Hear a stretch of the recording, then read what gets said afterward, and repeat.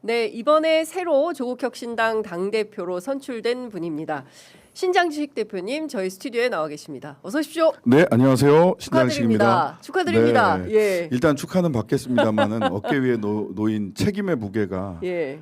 바윗돌 같습니다. 그래요. 예. 네. 저는 그런데 사실 우리 대표님을 예전부터 봐왔잖아요. 이렇게 뉴스아이킥. 뉴스아이킥 그 이전 민주노동당 시절부터 예, 이렇게 예, 봐왔는데 많은 선배들께서 야 이제 신장식이 당 대표가 됐어 이러면서 되게 좋아하시더라고요. 흐뭇해하시고. 그렇죠. 민주노동당 처음 시작할 때 2000년에가 제가 30이었고 세는 나이로 30이었고 만으로는 첫 출마했을 때가 만 28세였어요. 28세. 만 예. 28세. 예. 그때 이해찬 대표가 저의 카운터 파트너였고 관악을 해서 네. 이해찬만으로는 부족합니다. 더 세게 개혁해야 됩니다. 이런 얘기 예, 했었으니까. 청년의 기계. 예. 야, 그 뉴스아이킥 이렇게 해서 네. 야 오늘날 당 대표에 이르기까지 정말 장대한 그의 정치 여정은 어디까지 갈까? 저도 개인적으로 궁금하기도 합니다.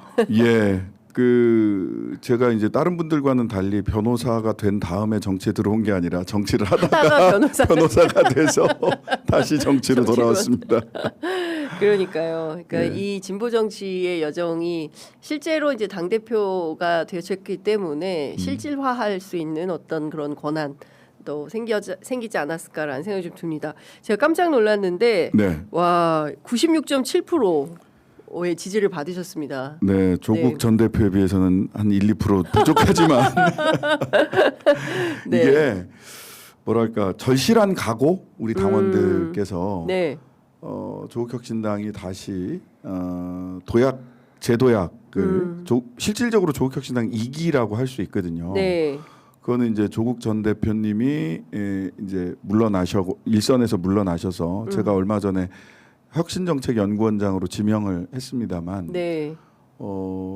그리고 그런 인적인 부분에서도 2기라고 할 수 있고요. 예. 그 다음에 하나는 더 크게 보자면.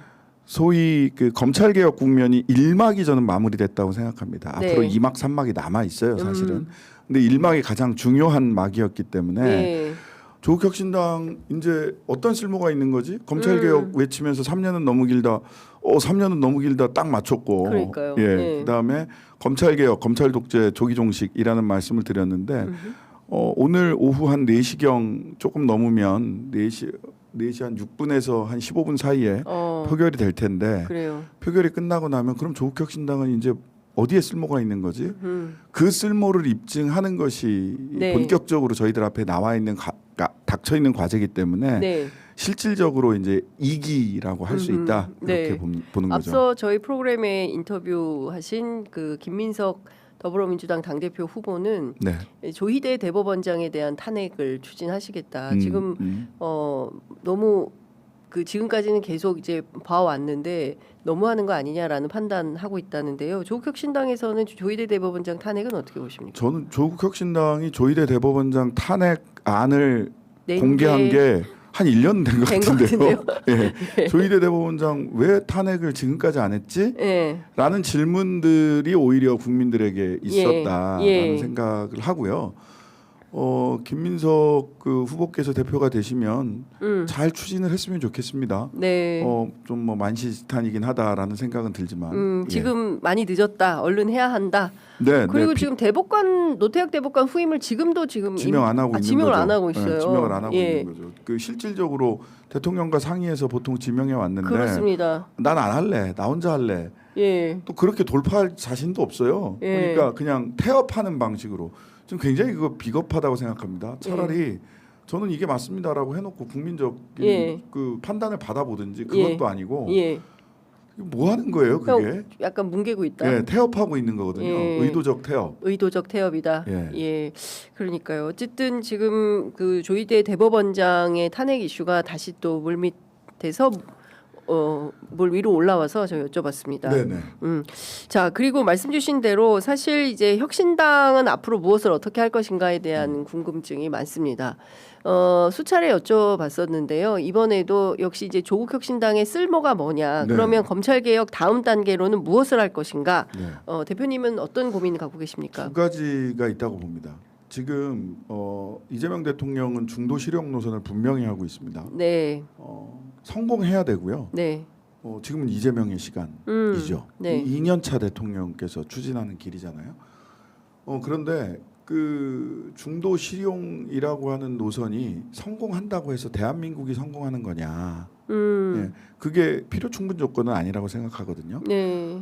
그 얘기는 그 김대중 대통령께서 말씀하셨던 서생의 문제 의식과 상인의 현실 감각. 네. 그다음에 저는 같은 얘기라고 생각을 하는데 노회찬 대표께서 말씀하셨던 그 비판은 근본적으로, 네. 대안은 현실적으로, 실천은 대중적으로 이렇게 그 진보 정치 네. 그리고 정치나 사회 운동이 그렇게 가야 된다라고 같이 몇몇 선배들과 같이 모여서 정리를 한 적이 있어요.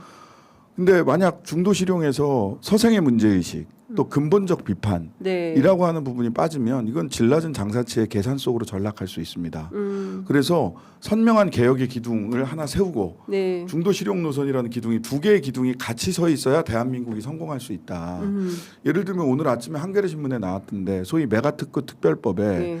주 52시간 노동 원래는 사실은 52시간도 아니죠. 40시간인데 최대 연장했을 때 맞아, 52시간인데 까지 할 수 있는 건데 그거를 그 댐을 무너뜨린다라든지 이런 그다음에 기간제 근로자도 2년에서 사실은 4년. 정규적으로 2년이 지나면 고용하라는 건데 4년으로 늘린다든지 네. 이게 뭐 연구직 등 특별한 경우가 있을 수 있습니다. 근데 네. 그것이 일반적으로 메가특구에서 일하는 우리 국민들에게 노동자들에게 적용이 된다면 이거는 그냥 재계가 지금까지 해왔던 수건사업 풀어주는 방식으로 가는 것 아닌가라는 우려가 있어요. 네. 이럴 때 조국혁신당이 비어있는 그 왼쪽 운동장에서 네. 우리 목소리 없는 분들의 목소리가 되어야 한다. 그것이 이제 첫 번째 비어있는 왼쪽 운동장을 넓고 네. 강하게 쓰겠다라는 네. 게 하나가 있는 거고요. 두 번째는 그러려면 어떤 정치 어떤 방법으로 풀어낼 거냐 실천 대중적으로 하라고 했잖아요. 저는 이제 발바닥 정치 이 말씀을 드리는 겁니다. 네. 발바닥 정치 이게 그냥 부지런히 발바닥으로 뛰겠다 이런 게 아니라요. 뉴욕시장 조란 맘다니 이를 네. 보면 맘다니는 affordable 뉴욕이라고 해가지고 그분은 민주사회주의자 네. 그룹에 있잖아요. DSA라고. 근데 추상적 이념이나 슬로건이 아니라 월세 동결하겠다. 그다음에 무상보육하겠다. 대중교통 무상화하거나 매우 싸게 해서 살만한 서민들도 좀 살아갈 만한 어포더블한 네. 뉴욕을 만들겠다라고 했고 네. 그 구체적인 방법론으로 어떻게 그 시민들과 소통했냐면 어디서나 만날 수 있는 시장이라는 슬로건을 가지고 진짜로 걸어 다녔어요. 네. 발바닥으로 뉴욕 시내를 걸어 다녔어요. 네. 그걸 통해서 구체적으로 서민들의 삶에 도움이 될 수 있는 정책을 실현하겠다라고 갔거든요. 네. 그걸 한국말로 번역하면 저는 그걸 발바닥 정치라고 하는 겁니다. 네. 네. 그래서 발바닥 정치를 통해서 직접 목소리 없는 사람들과 소통하고 그것을 정책으로 네. 만든다. 예. 그걸 위해서 민생 기병대를 네, 만들 네, 생각입니다. 네. 예. 신속하게 현장에 가서 문제를 해결하겠다라는 거고요. 다음 주쯤에는 민생 기병대 대장을 네. 단장을 임명을 하고 누가 됩니까? 예, 그거는 뭐 아직 엠바고이군요. 예, 그렇게 할 거다. 예. 누가 뭐래도 이제 발바닥 정치를 상징할 수 있는 분들과 함께 또 현장의 당사자들과 함께 민생 강소정당 조국혁신당의 면모를 보여드리겠다. 예.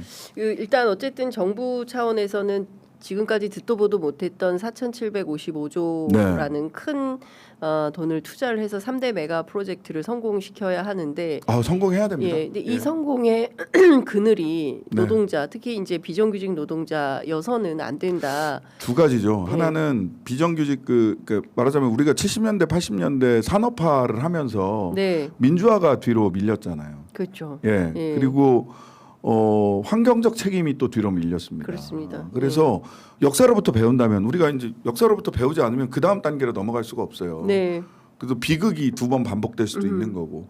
근데 이제 그런 역사로부터 배운다면 소위 오랜만에 국가에서 산업 정책다운 정책이 나온 거거든요. 이 산업 대전환 AX라고 얘기하는 AI 대전환 시기에 산업화와 민주화가 따로 놀았던 역사를 반추한다면 그 3대 메가 프로젝트의 성공이 사회경제적 불평등의 심화로 나가서는 안 된다. 예. 이건 대통령께서도 계속 걱정하는 거잖아요. K자 양극화. 그렇습니다. 예. 예. 그래서 불평등과 싸우고 불평등을 이기는 산업화가 돼야 된다라는 네. 게 첫 번째 하나의 거고요. 그다음에 하나는 사실은 환경적 책임입니다. 지금 제가 이제 농해수위에 가서 네. 그 호남 쪽에 그 농업 용수부터 시작해서 용수 관련된 것을 계속 들여다보고 있어요. 네. 근데 섬진강, 영산강 물 많다고 막 퍼쓰면 큰일 납니다. 아 그래요? 예. 그 뭐 미세 조정으로 될 거다라고 얘기를 하는데요. 네. 저는 미세 조정만으로 이거 안 돼요? 반도체 팹에 들어가는 물을 다 AI 센터, 데이터 센터나 반도체 팹 들어가는 물, 예. 섬진강, 영산강 다 퍼다 쓰다가 큰일 난다라고 생각을 해요. 그런 판단이 있어요. 정부 차원에서는 뭐 문제 없는 것으로 저는 기후부 장관께서 말씀하시고 계시거든요. 이게 이제 이 어떤 전제가 문제가 없게 하려면 어떻게 해야 되냐면 네. 지금 그 대만의 TSMC 거기 섬이잖아요. 네. 물 부족 국가예요.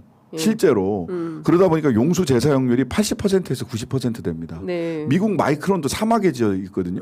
거기도 용수 재사용률이 80% 90%가 돼요. 네. 근데 우리나라 반도체 공장들의 팹의 용수 재사용률은 30%가 안 돼요. 이걸 늘린다는 거잖아요. 예, 정부가. 이거를 확고하게 확실하게 늘리는 방법들을 찾아내지 않으면 예. 굉장히 어려워진다는 거예요. 예, 미래 세대에 대한 환경적 책임을 현 세대가 예. 제대로 하고 있는 거냐. 어허.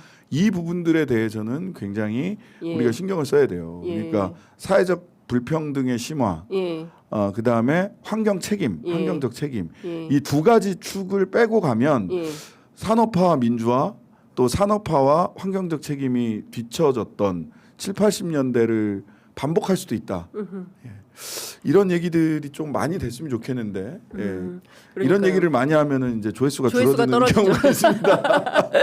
그렇죠. 근데 사실은 이게 우리 예. 삶의 문제이기 때문에 아, 그럼요, 그럼요. 노동과 환경 이 두 가지의 문제를 사실은 지금 뭐 그 산업 발전을 하는 것도 좋고 우리가 지금까지 누리지 못했던 새로운 시대가 오는 그럼요. 것은 맞는데 네. 거기에 그 뒤처지거나 뭐 그늘이 생겨서 배제되거나 이런 그러면 안 되는 거죠. 상황을 만들어서는 안 된다. 이제 그렇게 되지 않도록 조국혁신당이 역할이 거기에 있다고 꼼꼼하게 저는 생각합니다. 틈틈이 이제 살피겠다 이런 말씀 좀 주셨습니다.